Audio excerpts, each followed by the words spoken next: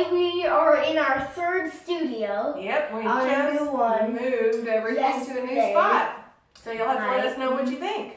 If you think it's better, let us know in the comments. If you think if you like it the same, let us know in the comments. And if you don't like it as much, let us know. Yeah.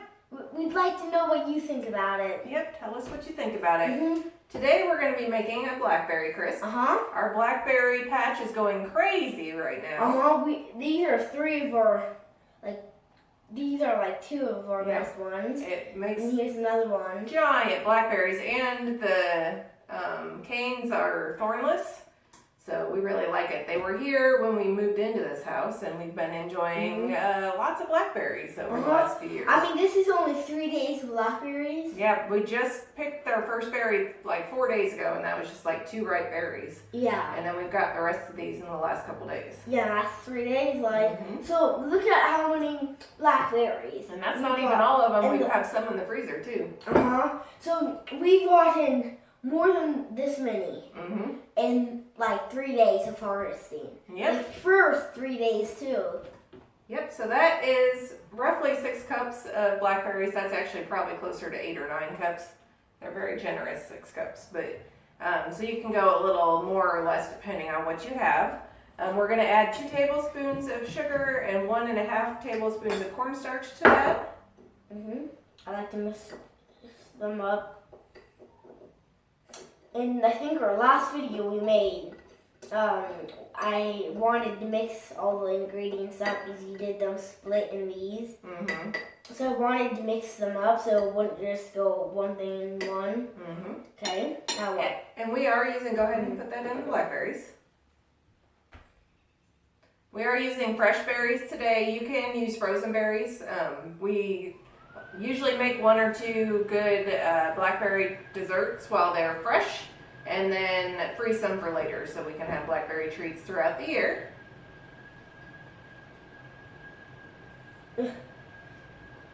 Okay, now to that we're going to add 1 tablespoon of lemon juice. And this? And 1/3 of a cup of maple syrup. Maple syrup. Homemade? Yep, this is homemade maple syrup from trees from my parents' farm. But from 2 farms. Yeah. Or just 2 years ago they started doing it from both of their farms. Okay, we'll give that a little stir so that the berries can start to get good and juicy.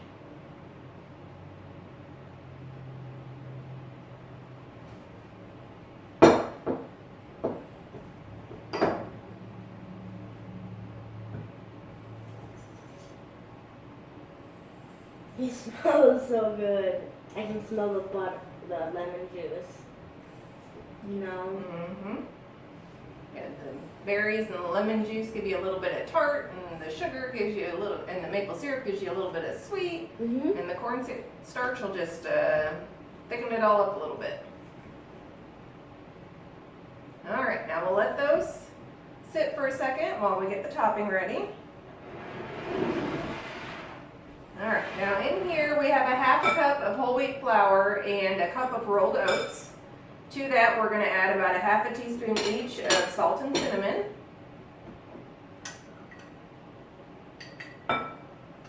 Ooh, that really got kicked in to my nose when I started mixing. Add it? Yep. And then 1/3 of a cup of brown sugar. This is just brown sugar. Yep. You can use granulated if you'd rather, but we kind of like brown sugar, so. It's really good. Or if you want, you can use brown sugar in here, so you just have to get 1 out instead of 2. Now we'll go ahead and give that just a really quick stir. Tastes good.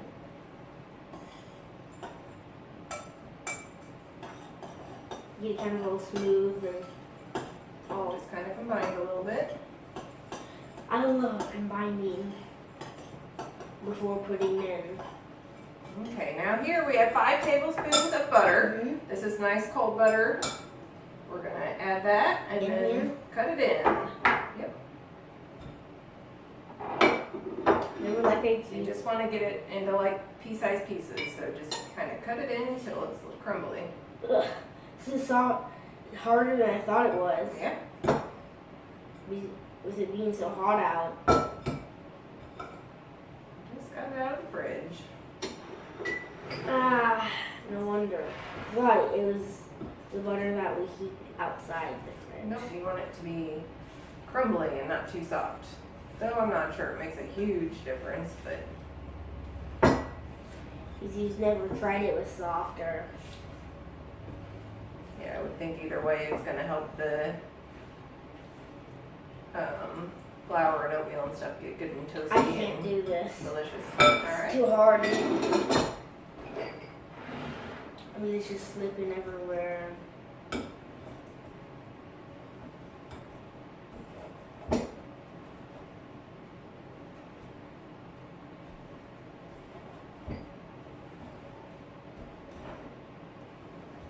I was thinking we were going to do it on a plate, thinking it was going to be easier.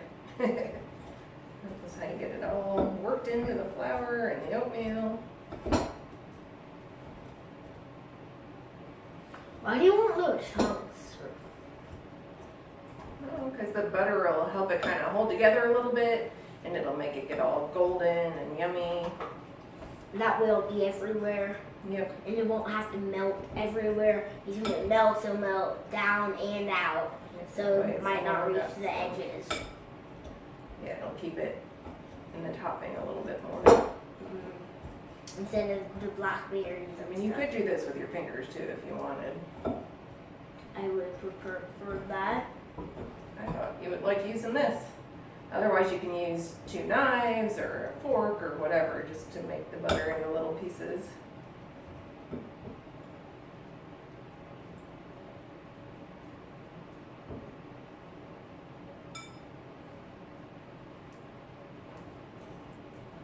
All right, we're getting close here. It doesn't have to be too perfect. These all melt in. Yep. All right, so now we're gonna add our berries to the pan. We're using a cast iron skillet today just because that's always fun for kind of rustic looking desserts like this. You can also use a square baking dish. You could use a deep dish pie pan. Kind of whatever you have on hand is fine, but the cast iron always looks nice. I'm gonna get all the goodies out of here. Some of the best stuff, the lemon juice, the sugar. Syrup. Yeah.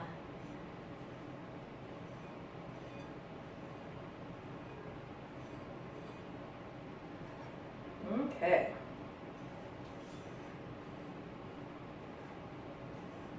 Now we'll just spread the topping over our berries.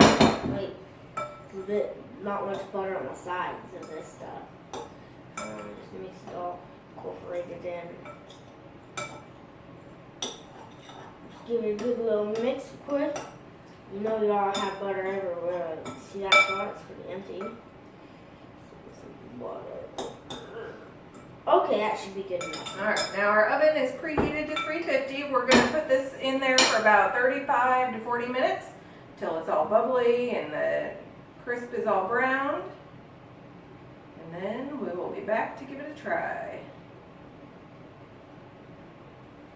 You have to say just use your hands to spread it. Just kind of get it all the way out. Oh, that's going to be good. Yeah, need some more than this. Here. All right, that'll be fine. It'll just perfect. All right, off to the oven we go. We'll see you in a bit.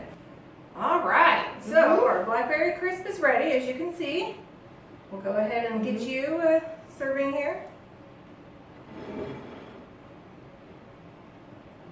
It's hot and bubbly and gooey and crispy and yummy. But can't you tell that in the middle?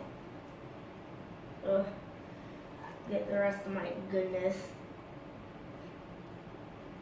All right, that looks good. Then we've got some homemade vanilla ice cream here. This is Mimi's recipe for vanilla ice cream. If you want the recipe for that, it's on my site, and the link is down below in the description. All right, should we give it a try? I think so. Just look at that, guys. It's so yummy looking. A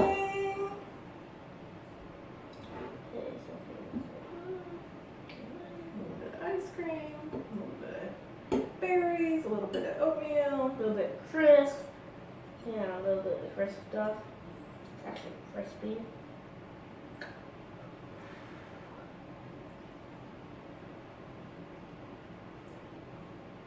It's warm and cold and crispy and crunchy and gooey and yummy.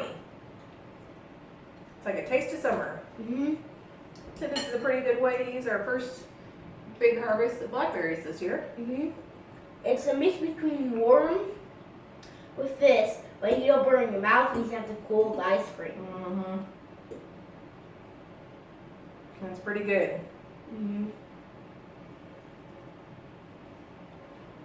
What's that? I'm sure. It's a big hard lump. Looks really good though. All right, if you like blackberry recipes, we also have a recipe for a big blackberry shortcake cake on my website. Cake. We've got blackberry sauce, we have blackberry pie. I'm sure we have some other things, but I can't think of what they are right now. If you have a favorite blackberry recipe, let us know about it. We'd love to make your favorite blackberry recipes too.